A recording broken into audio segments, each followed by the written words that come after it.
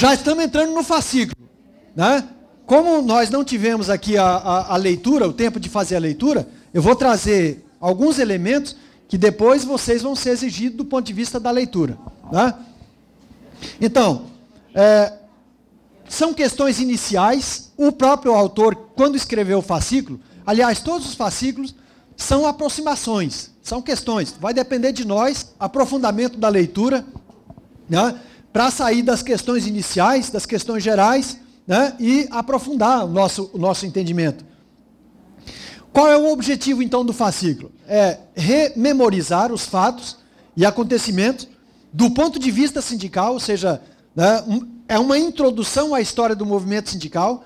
Nós vamos voltar para as origens do movimento sindical, lançar olhares para que a gente possa perceber aí elementos significativos que possam nos ajudar a entender como que começou, quais os desafios da gente continuar e o que a gente pensar para o futuro do ponto de vista de se preparar para continuar fazendo a luta essencial do sindicato.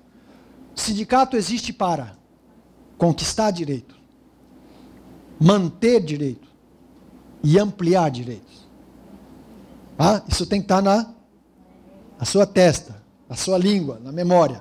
O sindicato existe para conquistar direitos, manter direitos e ampliar direitos. Dependendo da circunstância, a gente não fará as três coisas ao mesmo tempo. Fará uma. Por exemplo, nós estamos nos aproximando de uma condição que é manter direito. Se a gente manter o direito, nesse momento já vai ser uma grande conquista, né? Porque o que vem pela frente vem para retirar direitos, né? Então, tudo dependerá sempre de uma condição fundamental. Todo movimento é sempre uma construção. E nós vamos ver que o sindicato foi uma construção, né? Não existe uma coisa mágica do ponto de vista, como está lá no Gênesis, né? Faça-se a luz e a luz se fez, né? Faça-se o sindicato e o sindicato se fez. Não. Mesmo porque, né, no próprio Gênesis, a linguagem do Gênesis não é uma linguagem textual. Ela é significativa, né? Isso aqui foi muita luta. Exato. Hoje não, isso aqui, ó, Vem de tempo, né? É uma construção. Exato. Pode passar? Então, nesse caso, ele vai dizer assim, ó, o primeiro capítulo vai dizer história, né? Movimento sindical, história, trabalhadores e sujeitos históricos sociais. Então, quais são os elementos, então, para a gente entender essa origem do movimento sindical? Primeira coisa, então, aquilo que nós já falamos, né? Se nós falamos de que todo o povo sem memória é um povo sem futuro, muito mais do que um povo sem futuro, é um povo sem história. Quando a gente perde a memória, né, dos fatos, a gente perde de significar os passos presentes, significar a história. Isso tem um impacto muito grande do ponto de vista da luta sindical. Se eu não estabeleço as correlações necessárias para me linkar os fatos, porque uma decisão tomada no âmbito de uma administração, ela não está descolada do histórico de uma administração, da disputa por essa administração, da participação política do ponto de vista em termos de projeto. Então, qual é o problema, né? A história que nós conhecemos precisa ser crivada, ou seja, precisa passar por uma peneira, né? Qual é a peneira? É que talvez a história contada e escrita, a que nós estamos tendo, seja apenas a de uma parte da sociedade.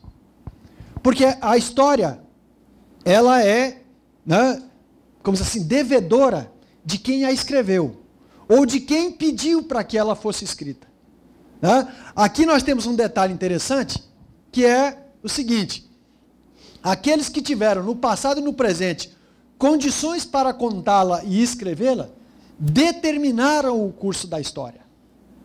Se a gente voltar, lembrar dos nossos livros, né,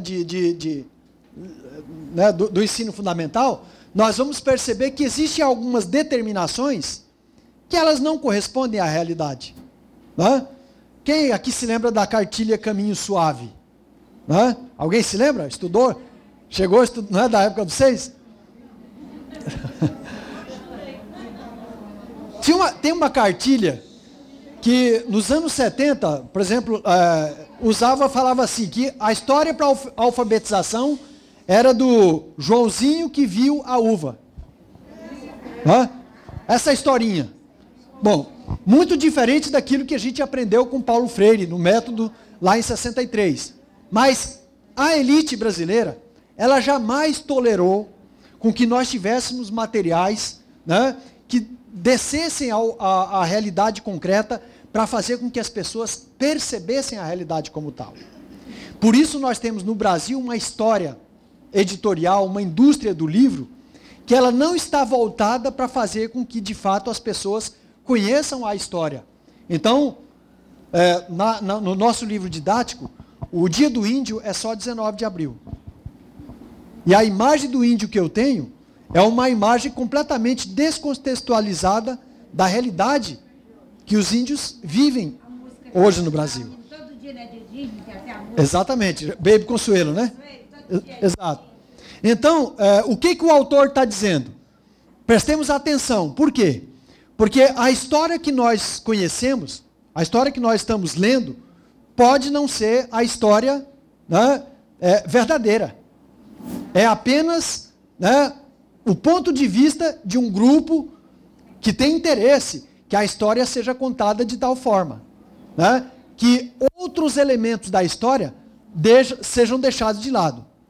Por isso, a história, né, ela vai depender das condições das pessoas. A maioria, nós, trabalhadores e trabalhadoras da educação, né, fazemos história? Com certeza. Todos nós fazemos história. Né? Qual é o grande problema? É como contar essa história. Né? Não sei se vocês já observaram hoje, eu tenho uma dificuldade muito grande com o WhatsApp. Não do ponto de vista de manuseá-lo, mas é que o WhatsApp me limita do ponto de vista da construção da história. Ele me deixa limitado apenas a alguns grupos. Né? Eu perco um tempo hoje, como diretor do sindicato, eu perco muito tempo hoje comunicando no WhatsApp para os mais variados grupos. E isso me tira o tempo de produção, de socialização do material, de, como dizer assim, disputar projeto, de fazer outras intervenções, né, que em outros espaços, por exemplo, no próprio Facebook, isso favorece. Estou dizendo que o WhatsApp não é importante? Importantíssimo. Fundamental. Ele é muito importante, mas ele está perdendo. Por exemplo, eu sento numa casa, na casa da minha irmã, se eu entro lá, é o filho, é o marido, é a mulher, e todo mundo calado, não existe ninguém. É só aquele negócio. Para, pessoal, pelo amor de Deus. Pois é. Exato. A própria condição, né? Hoje, nós estamos chegando nos espaços coletivos e a gente se direciona pelo quê? Pelo WhatsApp. Né? Como é uma coisa muito interessante do ponto de vista da comunicação, mas do ponto de vista do projeto pode ser dispersivo. É a história. Né? Por quê?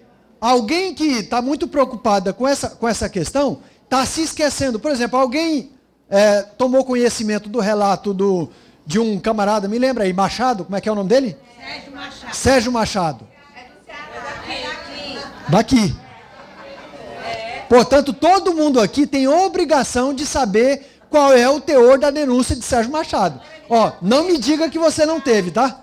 Viu? Ele está preso com uma casa de praia, com piscina. Até eu quero estar. As melhores. Então, só para vocês terem uma ideia, quanto que essa comunicação do WhatsApp, ela me limita tanto do ponto de vista dos grupos, que as coisas estão acontecendo e eu não estou tendo condição. Não é que eu não tenho capacidade, eu não estou tendo condição, tempo, para que eu possa me aperceber. É também, né, uma forma de você condicionar a história.